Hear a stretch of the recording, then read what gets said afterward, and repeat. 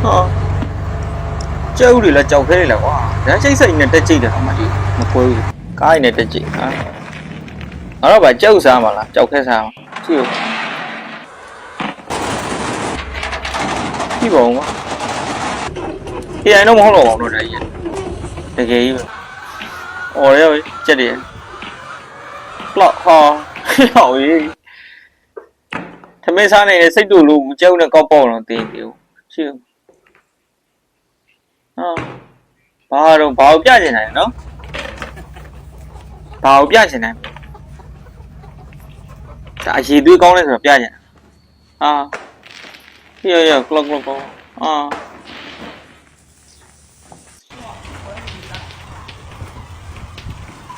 基本我把这抽弄来过的老便宜喏，啥都弄了没有，啊，这个这个的，都得骗我。ဒီကိုကြောင့်ဝင်တဲ့သူတိုင်းသတိထားရမယ်ခရမ်းချင်ပြီးအစစ်ရဲ့အနေရဲ့နော်တော်တော်များများကခရမ်းချင်ပြီးစေးဘက်ဝင်ပြီးဒါပေမဲ့ခရမ်းချင်ပြီးကဒုက္ခပေးတဲ့ဟာကိုလူတွေကတော်တော်များများမသိကြနော်ခရမ်းချင်ပြီးအစစ်ကိုနော်ဟိုကလုံးဝဟင်းထဲမှာထည့်မချက်ပါနဲ့နော်ခရမ်းချင်ပြီးအစစ်ကဒီကျမတို့ဒီအစာအိမ်ကပေါ့နော်အစာအိမ်ဟိုခြေတဲ့အစစ်ကဒီခရမ်းချင်ပြီးအစစ်ကိုလုံးဝမခြေဖြတ်နိုင်နော်အဲ့ကြတော့ဘာလို့အနေဖြစ်လဲဆိုလို့ရှိရင်ဥအတက်နေရာကိုသွားပြီးတော့ခရမ်းချင်ဒီအစစ်ကသွားပိတ်တယ်အဲ့ခရမ်းချင်ဒီအစစ်ကအဲ့ဒီလောက်ထိတောင်မာကြောလို့တော့ဒါမှမဟုတ်တကောင်အချင်တက်ပါလို့ကျွန်တော်တို့ရဲ့ဒီအစာအိမ်ထဲမှာရှိတဲ့ဒီအဆက်ကမချေနိုင်တာလားဘာကြောင့်နော်တခြားဟာတွေတော့ချေနိုင်ဒီခရမ်းချင်ဒီအစစ်တေးသေးလေးကိုချေနိုင်ဆိုအေးဟိုသူဘာကြောင့်လဲတော့ကိုလည်းမသိဘူးနော်ဒါကတော့ဒါကျမကြီး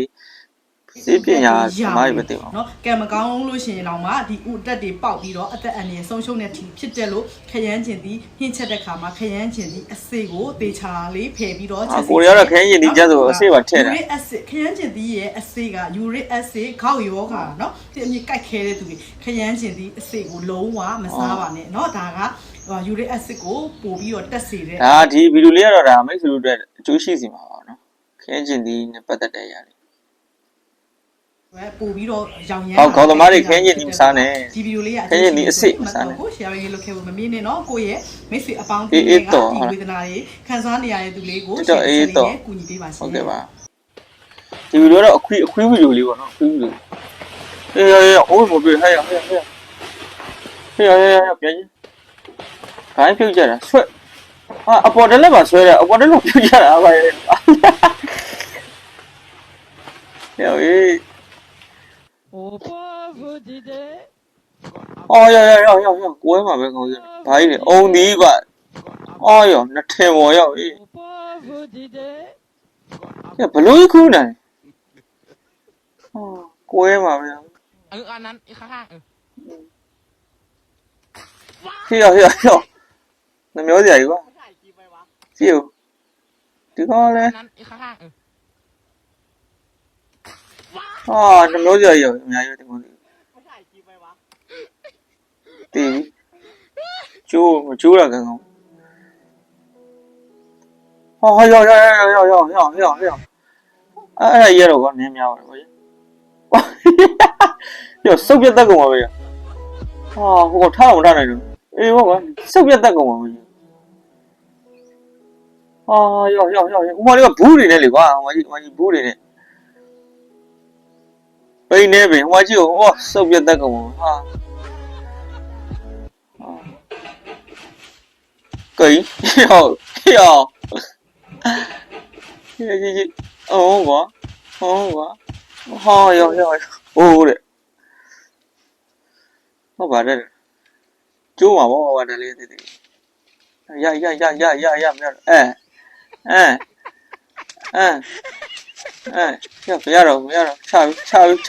hiểu đó cái gì đấy mà quá chết luôn rồi hiểu coi bị bố vậy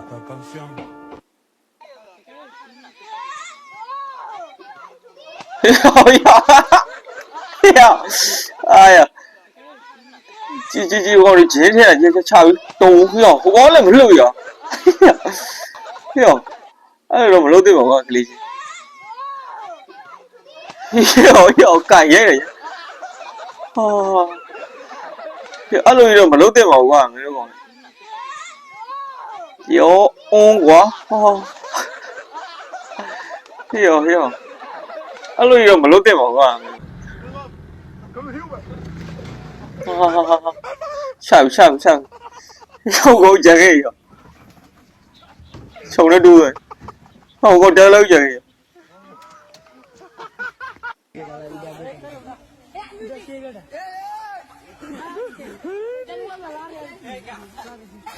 啊，多，哎呦，这个你不录你也少了的哇？哎，那没几个人都讲的，没几个人，啊，瞧，cloud 的多一不瓜？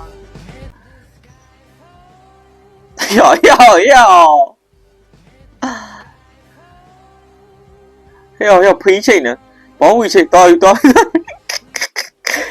哎呀。啊，赔钱的话，哈，都输了讲的，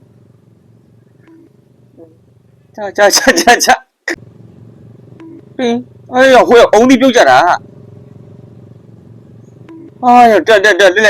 嘛，这来嘛，红的表家嘛，对啦，讲不懂，别，哦，这那么贵呀，我苦你了，好不？啊，要多一个光，贵一两个光，哎呀，不是三个စီအုတ်ထုတ်ဆောင်ဆိုတော့အဲအကြောင်းမျိုးပြောတာနော်ကံ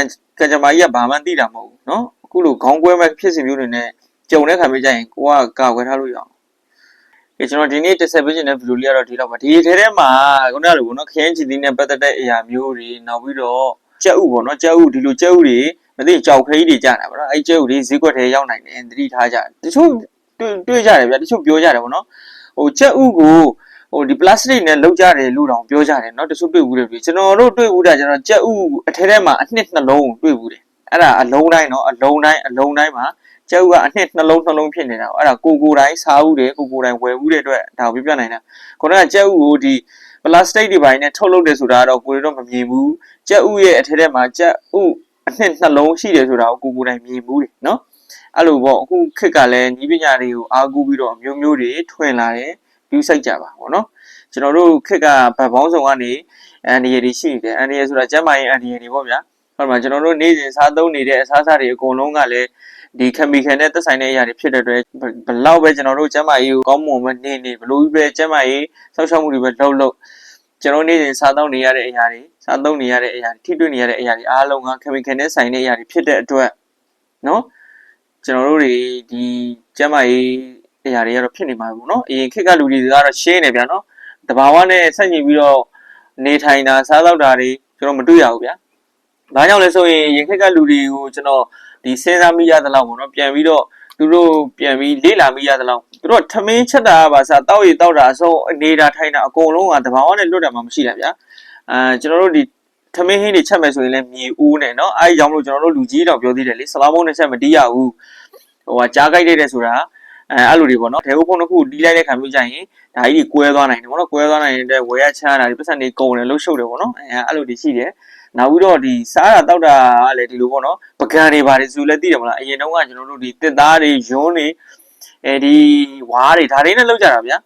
တော့နှီးတောင်းလန်းကြီးဟိုကျွန်တော်တို့ຫນွေဦးကာလမြှူထားတော့ကလေဝင်ကြီးပရိသရာဇာရေးထားတဲ့ဒီအညာဒီကြပြားထဲမှာတော့ပါသေးတယ်ဗျာဒီအညာသားတွေရဲ့ဘဝပုံပေါ်ထားတဲ့ဒီကြပြားထဲမှာတော့ပါသေးတယ်ပေါ့နော်သူတို့ဒီမိသားစုကြီးတွေကဒီ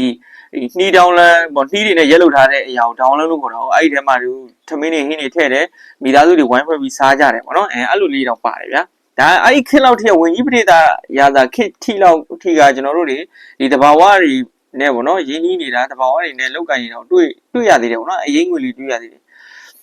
အခုနောက်ပိုင်းမှာကျတော့ကျွန်တော်တို့ကဒီခေါင်းစားခြေစုံအကုန်လုံးကလူတွေထွင်ထားတဲ့အရာတွေပေါ့နော်လူတွေထွင်ထားတဲ့ဆိုတာဒီဓာတုဗေဒတွေနဲ့ထုတ်ထားတဲ့အရာတွေနောက်တထုဓာတ်တွေဓာတ်တွေနဲ့လုပ်ထားတဲ့အရာတွေကျွန်တော်တို့အများဆုံးတွေ့ရတဲ့ဒီကျမ်းမာရေးဆိုးကျိုးတွေကဒါဖြစ်ကြတာကြီးပဲကျွန်တော်တို့ဒီ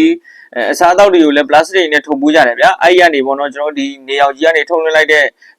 ဒီခရမ်းလွန်ရောင်ကြီးတွေကနေဒီ plastic ကိုထိမယ် plastic တွေကနေမုတ်တွေထဲဝင်မယ်ကျွန်တော်စားနေတဲ့စားသောက်တွေဝင်မယ်အဲ့ဒီကနေဓာတ်ပြုတ်ပြီးတော့အဲ့လိုတွေဖြစ်မယ်နော်စိတ်တောက်တွေဖြစ်မယ်နောက်ပြီးတော့အခုကျွန်တော်တို့ချက်ပြုတ်နေတဲ့လျှက်စစ်ပေါင်းလျှက်စစ်ဒဲနော်နောက်တော့ ဒီရက်စစ်မီးဘူးတို့ဓာန်အိုးဒဲအိုးအစုံပေါ့ဗျာဒါတွေအကုန်လုံးကကျွန်တော်တို့ဒီတပ်ထုတွေကြီးပဲလေတပ်ထုတွေကိုကျွန်တော်တို့အပူတွေနဲ့ထည့်လိုက်တဲ့အတွက်ဒီတပ်ထုကနေပြီးတော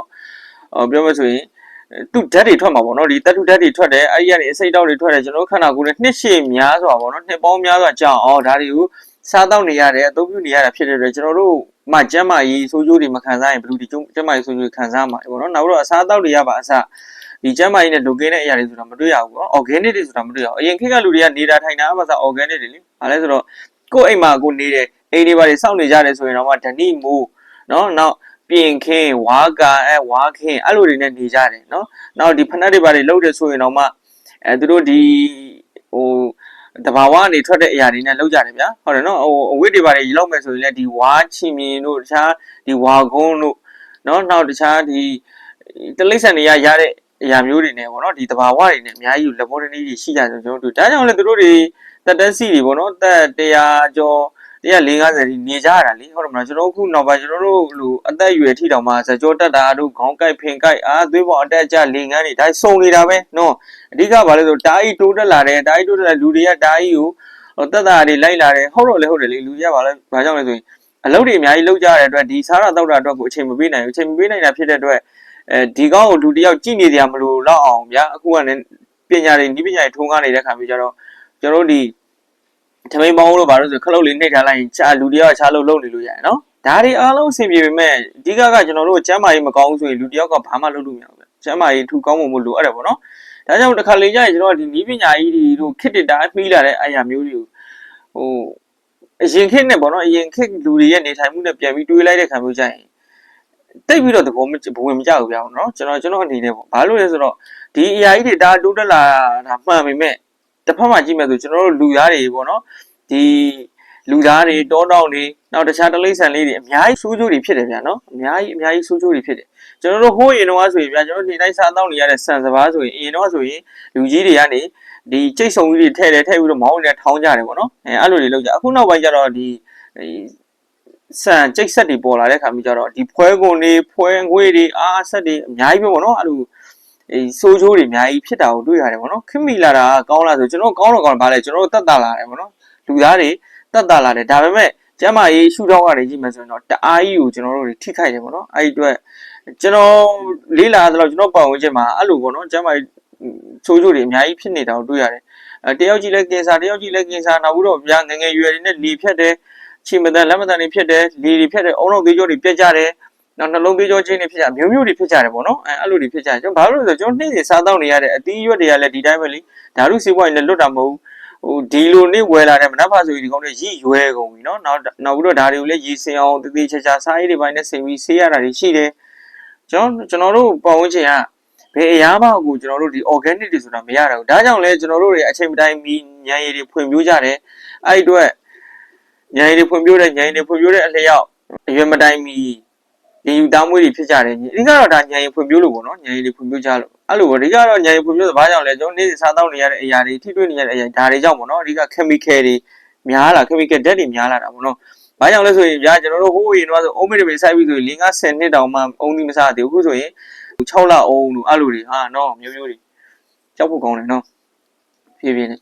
ဒီလိုပဲဖြတ်သန်းရမှာပေါ့ဗျာနော်ကိုခစ်မှာဒီလိုရှိတယ်ဆိုတော့လူတွေတော့တက်တာတော့ဗျာခစ်ကာလာတိုးတက်လာတော့မလုပ်လေကျွန်တော်တို့တက်တာလာတယ်တယောက်နဲ့တယောက်တစ်မျိုးနဲ့တစ်မျိုးမှာဒီဆွေမျိုးတွေညီကောင်မောင်တွေရှိရဆိုရင်ဟိုးအရင်ခစ်ကဆိုရင်တော့ဒါလူကိုယ်တိုင်သွားမှစာနဲ့သွားတဲ့အဲ့ရွာကိုသွားတဲ့လူရှိမှစာလေးပေလေးနဲ့ပို့ပြီးတော့မှဆက်သွယ်ရတာအခုကတော့ hello ဆိုတာနဲ့ရနေပြီဗီဒီယိုကောလူနဲ့ကိုယ်နဲ့မျက်စိဆိုင်ပြောလို့ရတဲ့နေရာရှိနေပြီလူရဲ့ဆန္ဒတွေအတွက်ကောင်းတယ်နောက်တစ်ဖက်ကပြန်ကြည့်မယ်ဆိုရင်တော့ဘာလဲဆိုရင်ကျမ်းမာရေးရှုထောင့်ကိုကြည့်မယ်ဆိုတော့လုံးဝ0ပါပဲပေါ့နော်ဒီလိုပါပဲကျွန်တော်တို့လည်းဇကြောတွေတက်တယ်ခေါင်းတွေခဲတယ်မျက်ကြောတချမ်းနဲ့ကြိုက်တယ်အဲ့လိုတွေရှိတယ်ဒါတွေလို့ကျွန်တော်တယောက်တည်းမဟုတ်ပါဘူးမိတ်ဆွေတွေပေါင်းချင်းမှာရှိတဲ့လူတွေလည်းဒီယောဂတွေခံစားနေရမယ်ဆိုတာကျွန်တော်သိပါတယ်ပေါ့နော်ကျွန်တော်တယောက်တည်းမဟုတ်ဒီလောက်ပါပဲနောက်လေးမှနောက်ဝေးရှော့ပြန်လာခဲ့ပါ